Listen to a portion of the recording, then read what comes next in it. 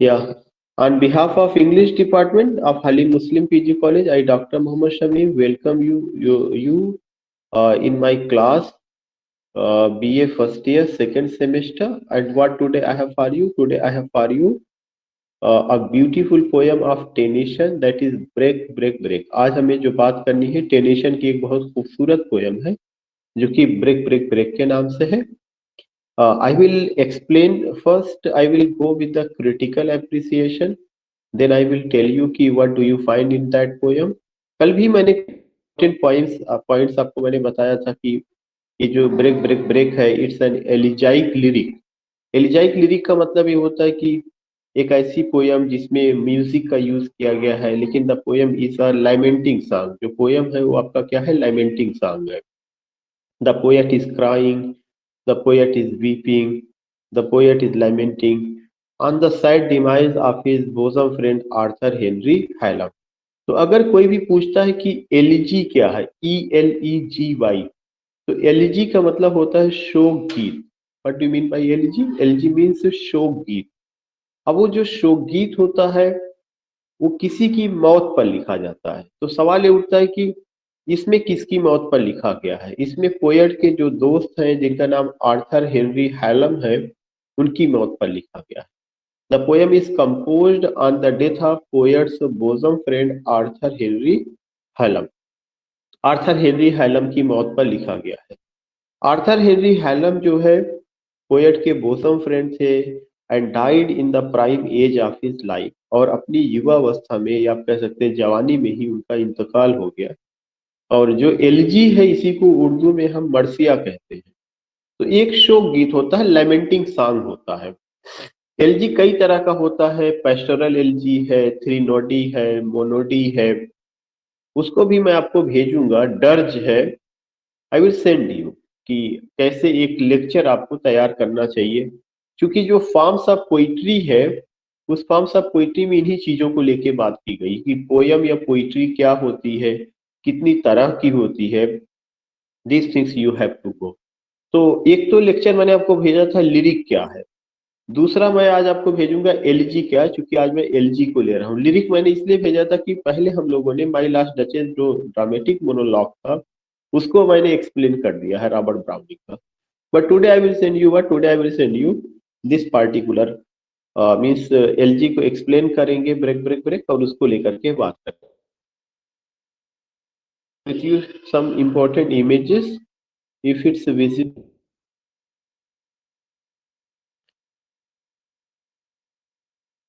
Yeah, is it visible? If it's, you know. Yes, sir. Yeah, Yeah. you find that कि this is what, this is a break break break एक poem है। किसकी poem है? Alfred Lord Tennyson, और इसमें उसका critical analysis बताया गया है। Alfred Lord Tennyson was a poet of Victorian age, and here you find कि ब्रेक ब्रेक ब्रेक जो 3 बार यूज किया गया है। Break break break is an elegy.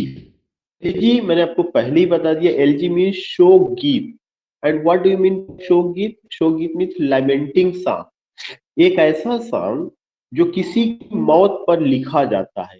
तो LG is a lamenting song, LG is a shok geet. In LG, you find that poet mourns on the sad demise of someone.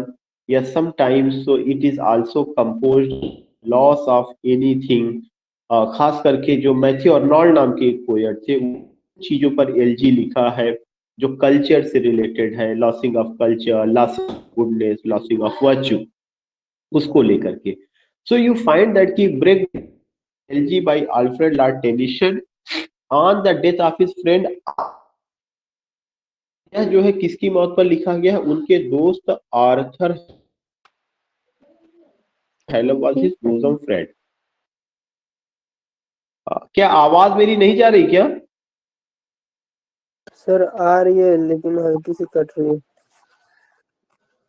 So you find that कि break is N LG, यह एक LG है, शोक गीत है। किसके द्वारा लिखा गया? अल्फ्रेड लॉर्ड टेनिसन द्वारा। अल्फ्रेड लॉर्ड टेनिसन पोएट है, किस एज के पोएट है? विक्टोरियन एज के पोएट है। और यह एलजी किसकी मौत पर लिखा गया? आर्थर हैलम की। इस एलजी में पोएट क्या बताता है? The author imagines to be standing near the Cliff.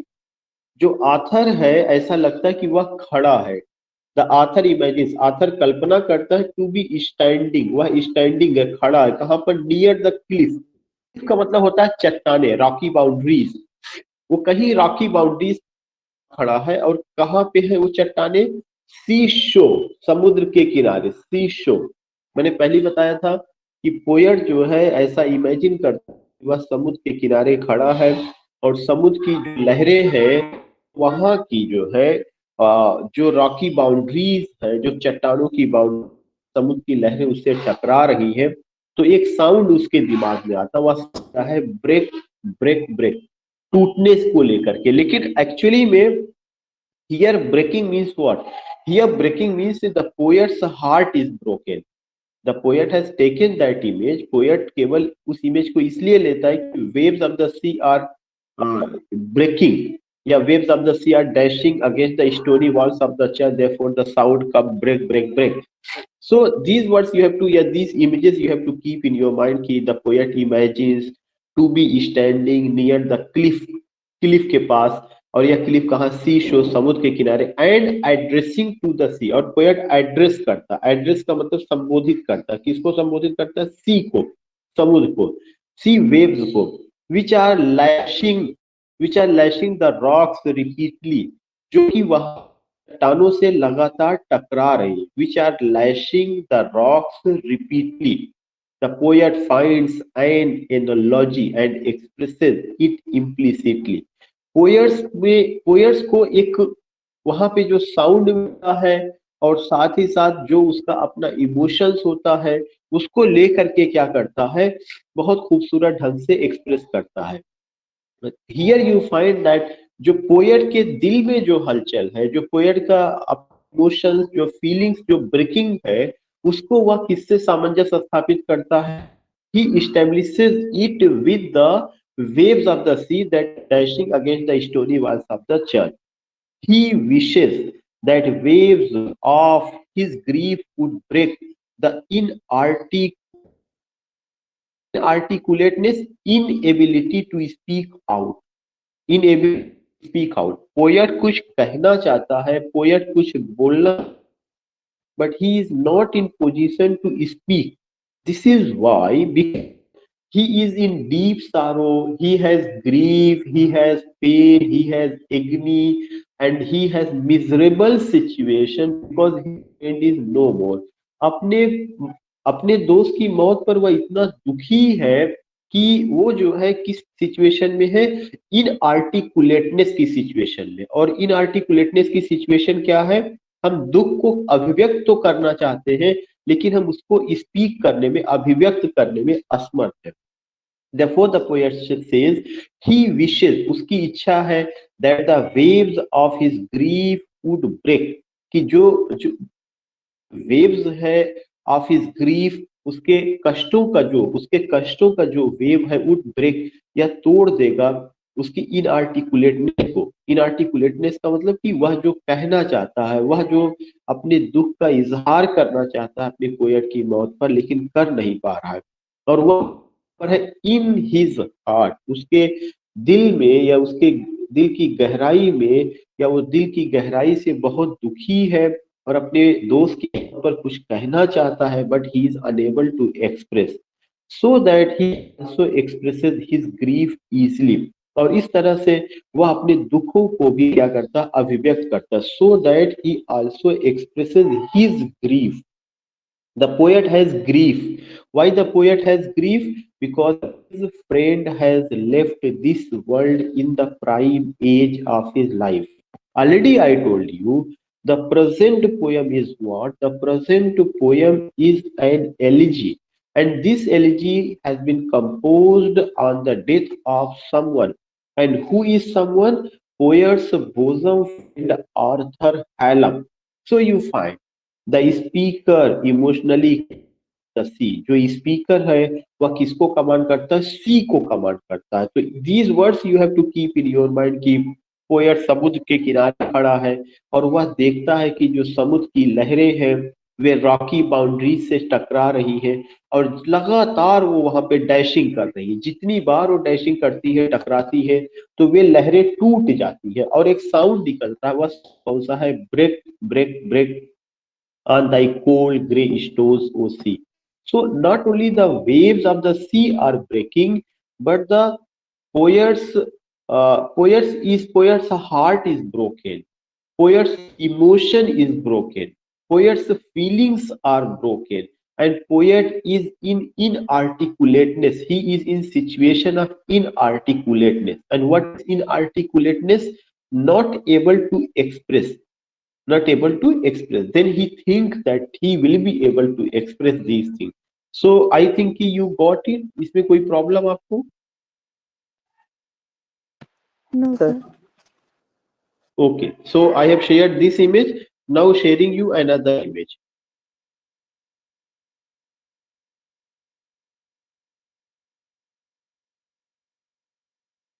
You will find that's a very significant image. It says here you find, and what you find कि break, जो break है, break जो word आता है, उस break word से वह क्या कहना चाहता है? He wants to express, specially the cliff का उसने इमेज लिया हुआ है। But it is also possible to interpret the lines as demanding to break cold grey stones of the cliff. The cold grey stones are symbolic of the hardened heart of his inexpressible grief. एक बहुत important word उन्होंने कहा कि जो break break शब्द जो poet use कर रहा है, he wants to show that his heart is broken. He wants to show that the waves of the sea that is dashing against the stony walls of the church repeatedly, they are dashing it continuously, and waves of the sea dashes against the stony walls of the church, and the sound break comes. Only shows that the sir heart. आवाज cut रही है आपकी। आवाज मेरी cut रही है? G network issue हो रहा है बीच में। और ये या दो लोगों को? Other people can respond. Sir सही आ रही है ना? अगर अगर अगर आप लोग, तब इसका मतलब ये है कि मेरी साइड से नेटवर्किंग आज सही है, इधर नेटवर्किंग एक जरा सा भी फ्लक्चुएशन नहीं है। I think I have to carry it on. और जिसको कट रही है वो जो है बाद में उसको सुन सकता है, हो सकता है उधर नेटवर्किंग इशू हो, बट आई थिंक कि मेरी एरिया में आज ऐसा मुझे नहीं नजर आ रहा। So the poet says what, कि जो पोएट है वह वर्ड जो यूज करता है पहली लाइन में, वह कौन सा वर्ड है? ब्रेक। और यह जो ब्रेक वर्ड है, यह ब्रेक वर्ड शो कर रहा है, क्या शो कर रहा है? The word break shows that the waves of the sea is dashing against the stony walls of the church. As it dashes continuously, it's broken into many pieces, and you will come to know, but you will come to know this breaking is not only the breaking of the waves of the sea, but poet finds that his heart is broken, his emotions are broken, his feelings are broken.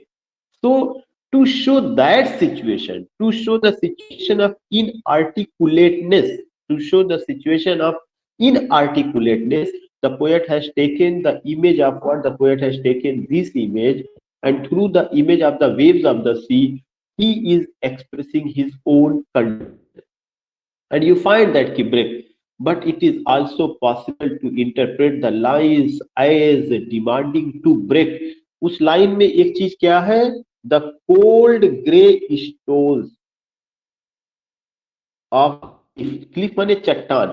जो चट्टाने हैं या वहां पर जो Cliff है, जो Rocky boundaries है, वो कैसी है? कोल्ड हो चुकी है, ठंडी पड़ चुकी है, और वे कैसी? कठोर है।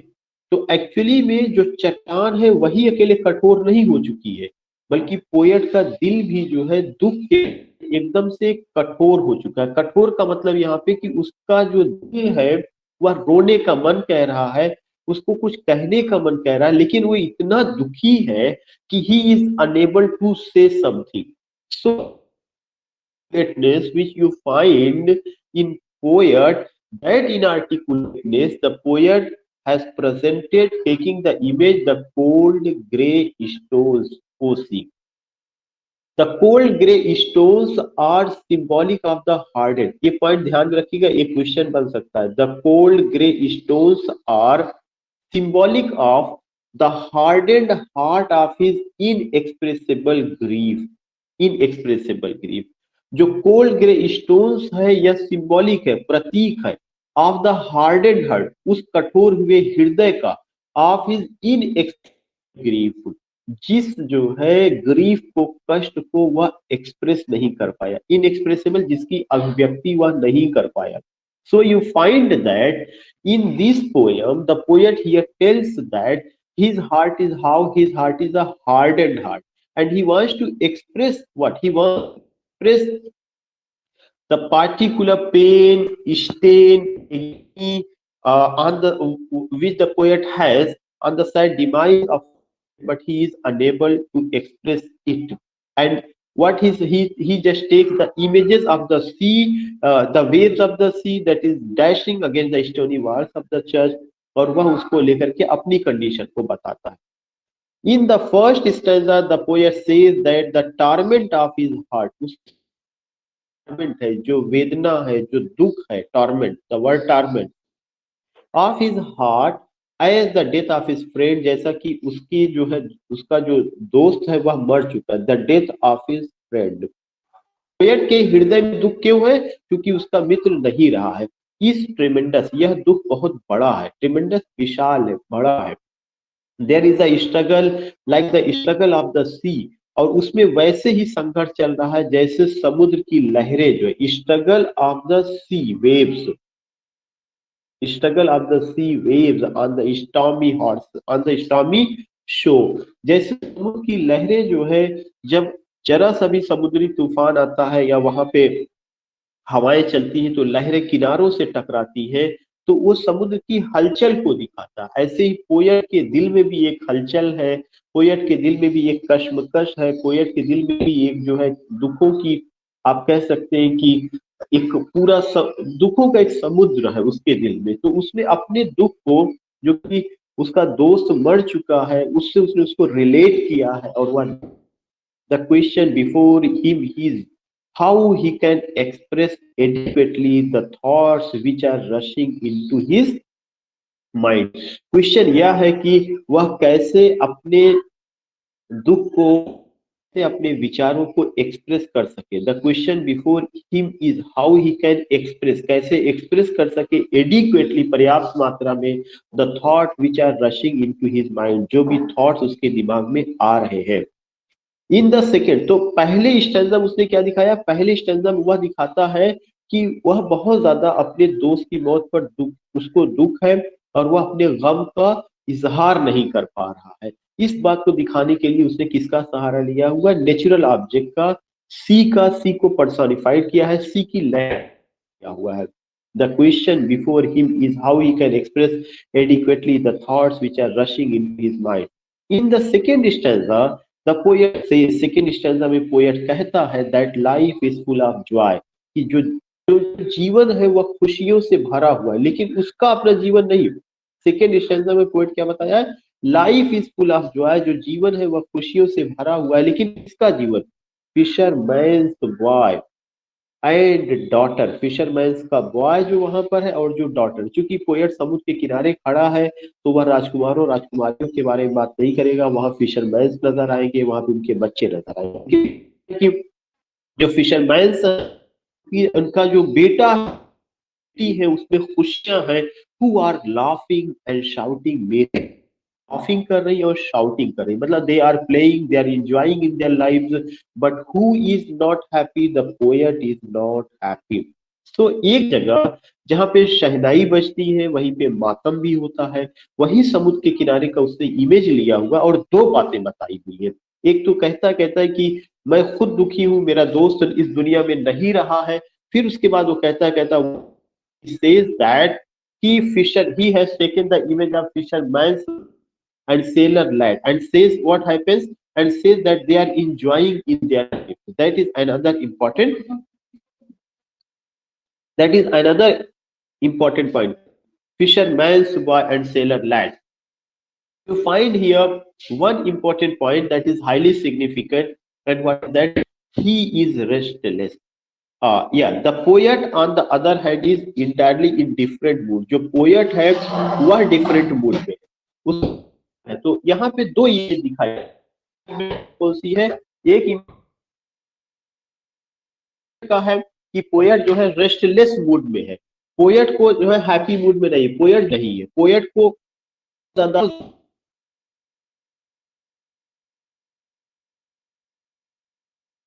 दूसरी तरफ उसी जगह पर you find the image of the sailor's lad, you find the image of the fisherman's son and daughter and you find shouting. तो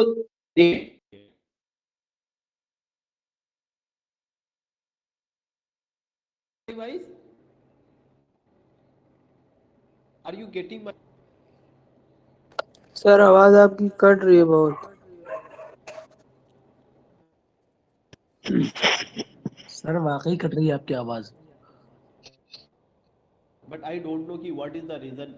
There is a slight chance the networking issue ऐसा हो एकदम सकता स्लो हो गई अभी एकदम। है। अभी अभी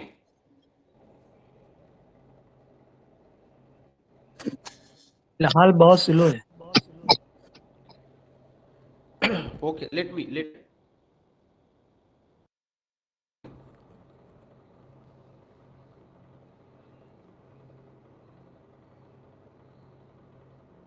वो अब जा रही है। Hello Yes. जी sir. okay, so I was telling you कि the two pictures have been present. One is the picture of the poet and how the poet is the you can say restless poet है वो less है and grief stricken और उसको जो है बहुत ज़्यादा दुख है at the death of his friend क्योंकि उसका जो मित्र है he is no more in this. The poet admires the innocent joy of these youngsters but he is sorry because he share. Poet जो है क्या करे, एडमायर करता, प्रशंसा करता है। The poet admires the innocent, want to know why the poet is using the innocent joy? Yeah, can anyone explain?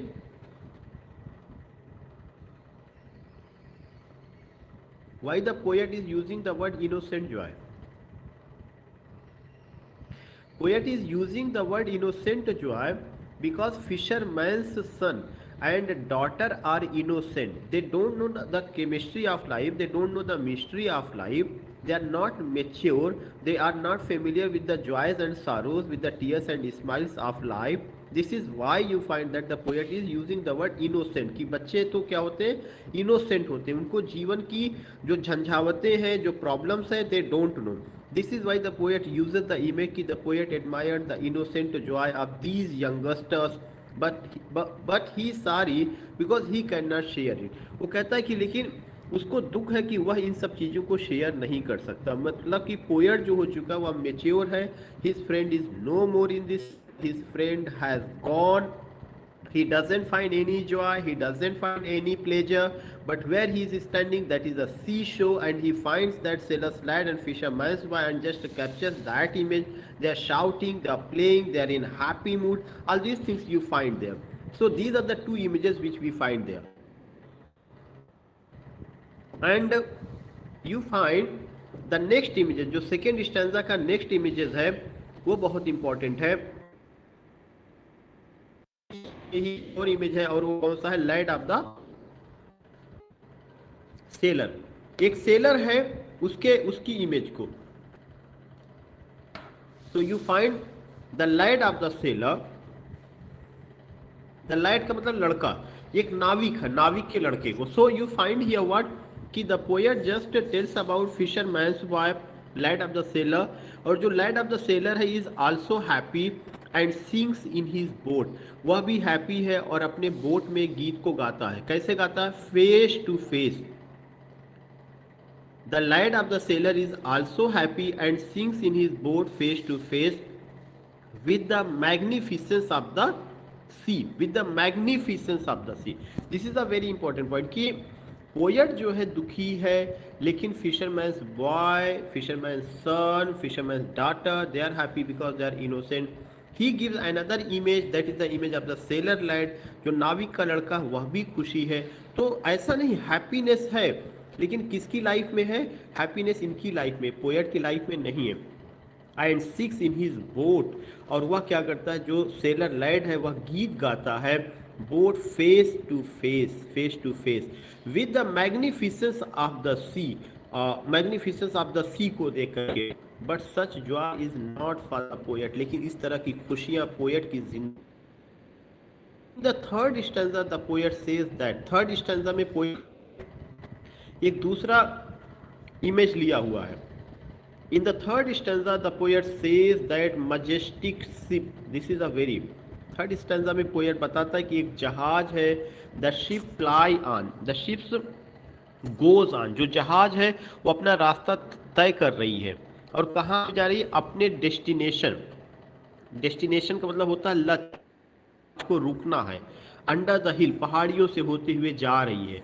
तो ये एक दूसरा बहुत इंपॉर्टेंट पॉइंट है जो आपको ध्यान में रखना है कि पोएट ने तीन तरह की इमेज ली है, फिशरमैन्स सन, डाटर, सेलर्स लैड, और एक और इमेज कौन सा है? That is the image of the third stanza में majestic ship, royal ship.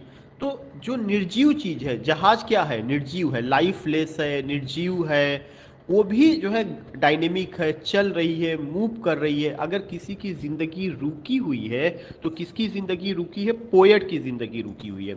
Poet अपनी उस रुकी हुई जिंदगी को एक बताता क्यों रुकी हुई है, क्योंकि वो दुख में है, क्योंकि उसका दोस्त उसको छोड़ के जा चुका है, और दोस्त के छोड़ के जाने का है, उसकी जिंदगी में कोई जॉय नहीं, उसकी जिंदगी में कोई प्लीजर नहीं, उसकी जिंदगी में कोई खुशियां नहीं है, उसकी जिंदगी में केवल गम ही गम है।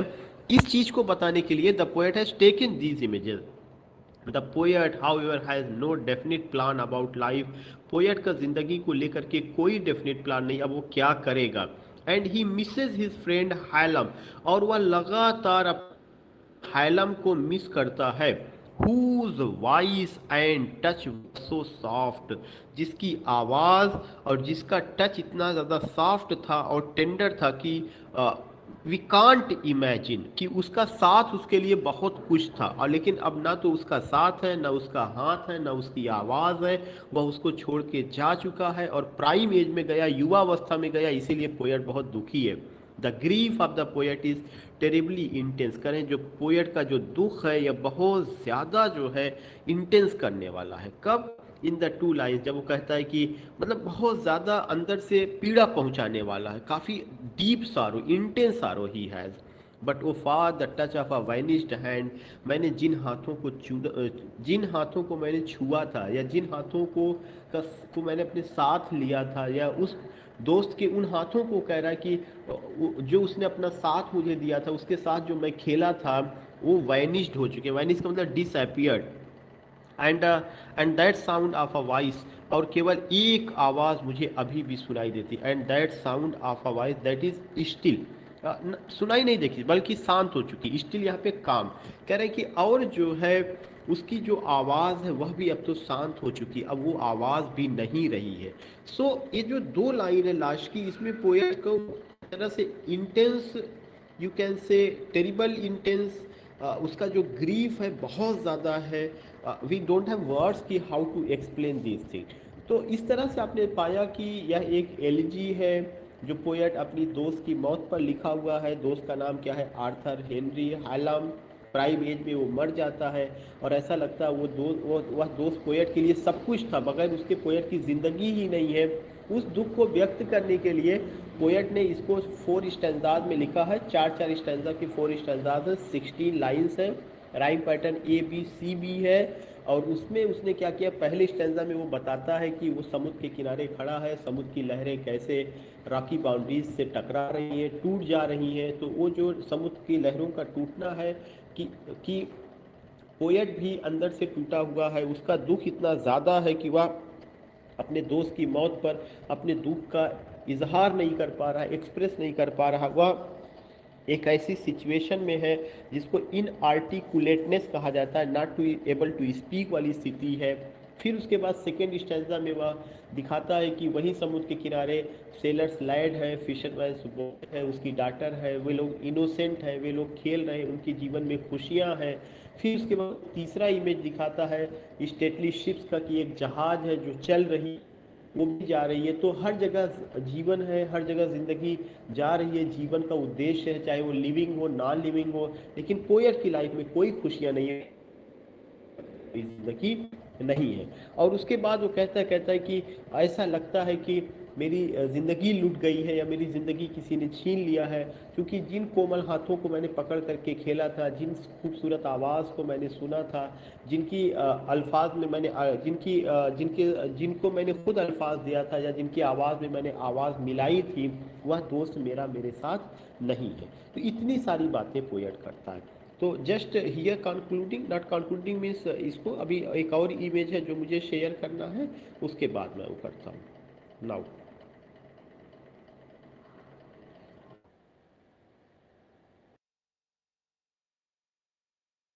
तो मुझे आपसे शेयर करनी है।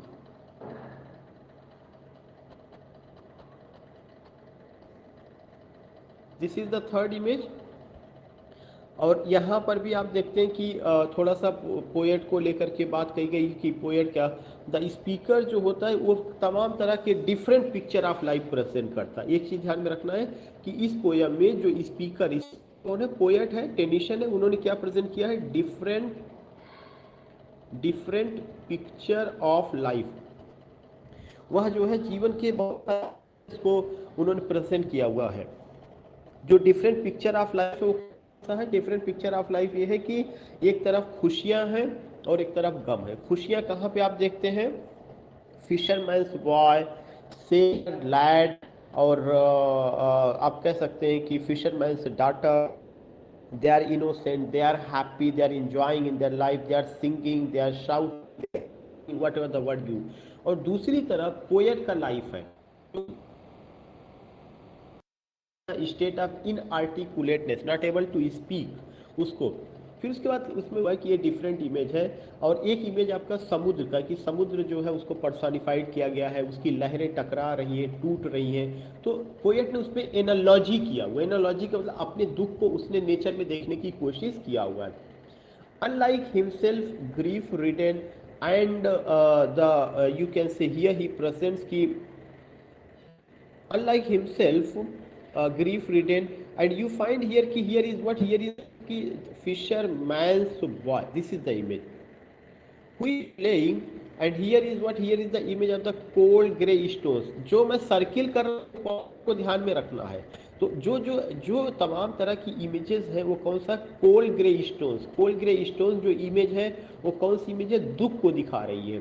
कैसे दुख को दिखा रहा है, क्योंकि एक तो स्टोन कठोर होता है, कोल्ड ठंडा, जिसमें लाइफ नहीं है। तो कोल्ड ग्रे स्टोन से दिखाता है कि there is no life, it means that there is no life in the poet and there is no life दिया। लेकिन जो फिशरमैन्स बॉय है, who is playing with his sister, fisherman's boy अपनी sister के साथ खेल रहा है, वह खुश है। यह एक दूसरी इमेज है जो पोएट ने दिखाई है, सेलर्स लैड। और यही सेम चीज कौन करता है, so does the sailor's lad, और वह क्या करता है, singing in his boat.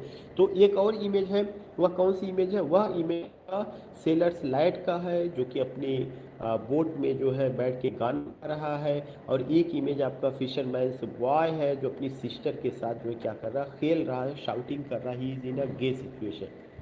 There is also the image of the stately ships, एक इमेज जो है stately ships going on to their destination, जो अपने डेस्टिनेशन की ओर जा रही है। They all contrast with the speaker's flight. और अगर आप देखेंगे उन सब में क्या है, स्पीकर्स की कंडीशन को प्लाइट करती है। मतलब जो पोएट है उस पोएट की कंडीशन के बिल्कुल अगेंस्ट में है। स्पीकर का कंडीशन क्या है, प्लाइट है। प्लाइट का मतलब होता है कि बहुत दयनीय स्थिति, दुख की स्थिति में है, मिजरेबल सिचुएशन में है। लेकिन वहाँ पर क्या है, जो शिप है, जो सेलर लैड है, वे हैप्पी कंडीशन में है। तो एक कंट्रास्ट है दो तरह का।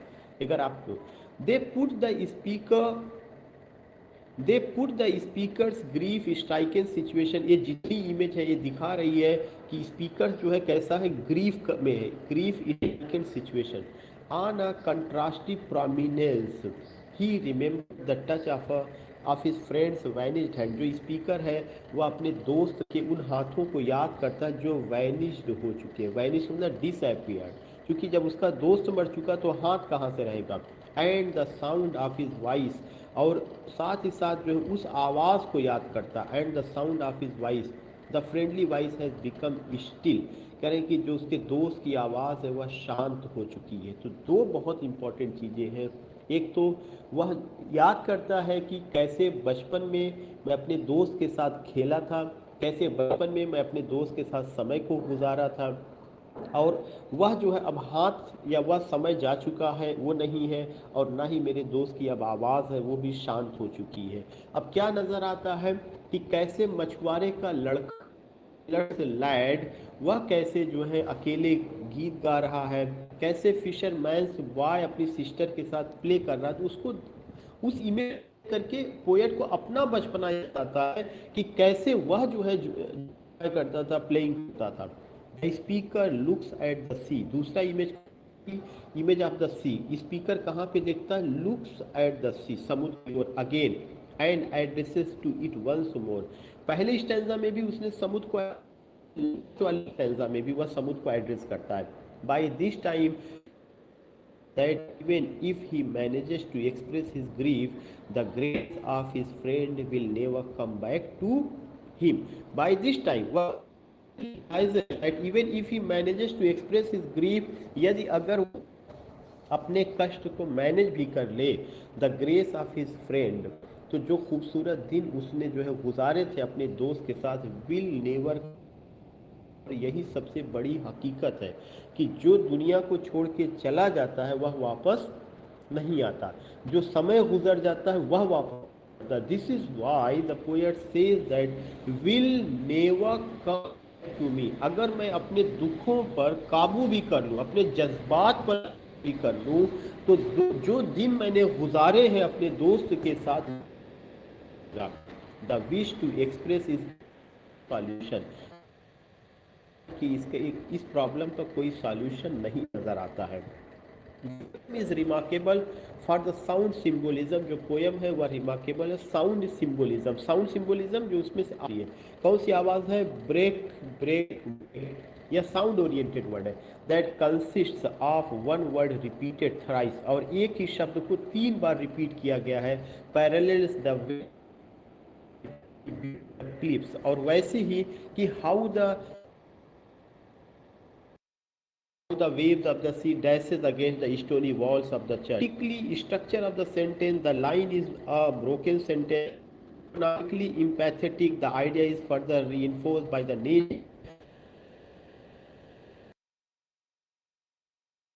The sentence of break, B-R-A-K, make cracking sound, B and tops with harsh. तो जितना भी साउंड है, चाहे ग्रे हो, चाहे आपका ब्रेक हो, या चाहे आपका अटर हो, वर्ड आया है, टेंडर वर्ड आयरॉनिकली आया हुआ है। You find it what it here, कि ये सब हार्श को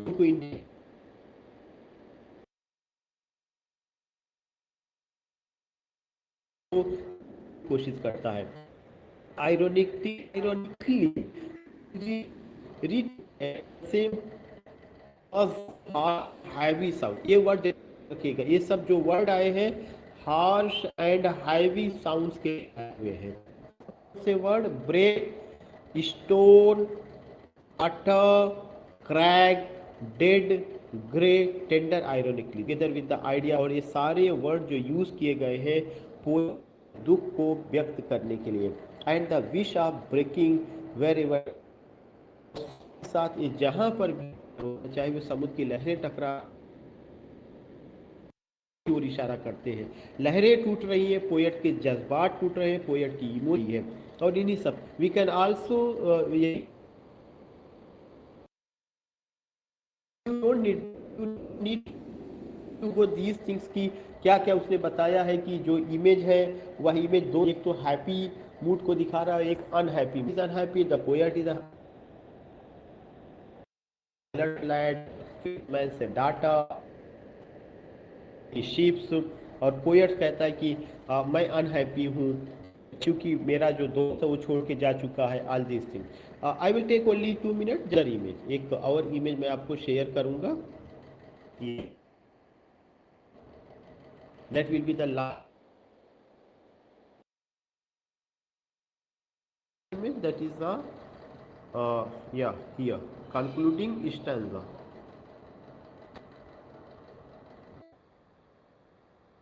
कि here you find is written in 4 stanzas. Poem कितने स्टैंजाज में लिखा गया? 4। हर स्टैंजा में कितनी लाइन है? 4 लाइन्स है। The first 4 and the last 6 are about grief. जो शुरू की फर्स्ट 4 लाइन्स है वो भी दुख को ही अभिव्यक्त करता है। थर्ड है falls short of giving happy life, वह कुछ हद तक लाइफ को बताता है। The rhyming scheme is ABCD, इसका जो rhyming but with the harmony of the children's life, the rhyme also adds to A master of technical perfection, technician music का यूज करने में, technician seems carve each word perfect form or understanding of the real incident of जो उनके friends का death है उसको उन्होंने real बनाने की कोशिश की। अपील टू द सी, उन्होंने सी को अपील किया हुआ है। और यह क्या है? सी विक्टोरियन एज में सिंबल ऑफ सी को पर्सनिफाइड किया गया, award image of. And you find that कि this article was written by Sharma KN, break by Alfred लैग्निशन, that is the critical analysis bachelor and master 21 October. Means if anyone wants to quote this, he has to say. So it's a very beautiful art written by Sharma KN, and this article you can see on his blog, और blog का जो नाम है bachelorandmaster.com, British and American poetry, break all these things you find. So I just want to tell you, if you go with this thing, you can just find it here and write here, and if you have any doubt you can ask, otherwise I have to conclude.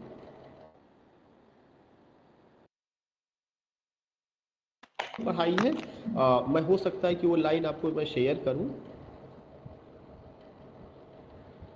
या have you any doubt, या should I conclude? No sir. Okay, थोड़ा सा sound break हो रहा होगा, लेकिन हो सकता है रिकॉर्डिंग में सही आया हो। अगर आपको जो है वो होगा तो you can just go there and just find कि वहाँ से चीज़ें कर सकते हैं। ठीक है, okay thank you sir. Okay.